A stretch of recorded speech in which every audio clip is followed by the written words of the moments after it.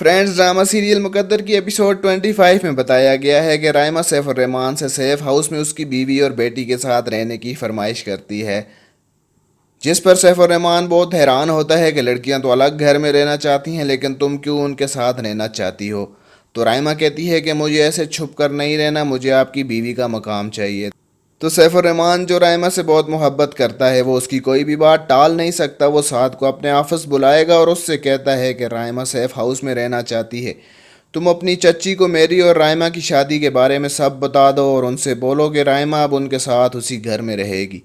سعد گھر آ کر فرخندہ بیگم کو جب یہ بات بتاتا ہے کہ چچا جان نے دوسری شادی کر لی ہے تو وہ کہتی ہے کہ میں یہ بات پہلے سے جانتی ہوں، جس پر وہ بہت حیران ہوتا ہے اور کہتا ہے کہ آپ کا دل بہت بڑا ہے جو آپ نے اس بات پر چچا جان سے بالکل بھی لڑائی نہیں کی۔ وہ کہتی ہے لڑائی کا کوئی بھی فائدہ نہیں تھا، ان نے جو کرنا تھا وہ تو کر لیا۔ فرخندہ بیگم سعد سے پوچھتی ہے کہ تمہیں یہ بات کس نے بتائی؟ تو سعد کہتا ہے کہ مجھے یہ بات چچا جان نے خود بتائی اور ساتھ ہی ان نے مجھے یہ بھی کہا کہ میں یہ بات آپ کو بتا دوں کیونکہ وہ رائمہ کو لے کر اسی گھر میں آنے والے ہیں، جس پر فرخندہ بیگم غصے سے اٹھ کھڑی ہوتی ہے اور اس سے کہتی ہے کہ جا کر اپنے چچا جان کو بتا دو، پہلے تو میں نے ان کی شادی کی بات برداشت کر لی لیکن اب اگر وہ اس کو لے کر اس گھر میں آئے تو مجھ سے برا کوئی بھی نہیں ہوگا، یہ بات میں بالکل بھی برداشت نہیں کروں گی۔ چچا سیف الرحمان کو یہ سب بتا دے گا، جس پر سیف الرحمان کو بھی غصہ آ جائے گا اور وہ سعد سے بولے گا کہ وہ ہوتی کون ہے مجھے میرے ہی گھر میں آنے سے روکنے والی، میں رائمہ کو ہر صورت وہاں پر لے کر جاؤں گا کیونکہ میں رائمہ سے بے پناہ محبت کرتا ہوں اور میں اس کی کوئی بھی خواہش رد نہیں کر سکتا۔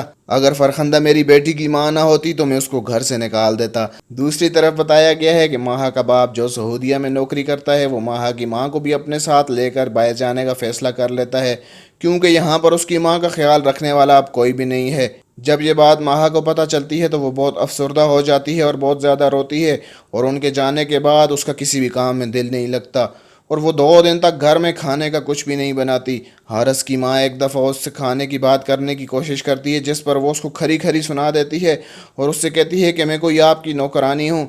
جو ہر ٹائم آپ کے کاموں میں لگی رہوں، حارث کو بولیں کہ آپ کے لیے نوکرانی کا بندوبست کر لے۔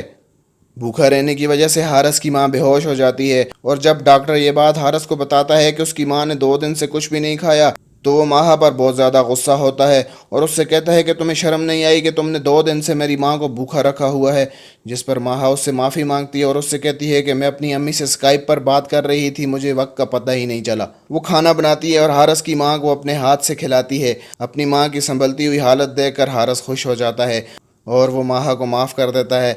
فرینڈز یہ تھی ایپیسوڈ 38، ویڈیو کو لائک اور چینل کو سبسکرائب کرنا مت بھولیے گا۔ اللہ حافظ۔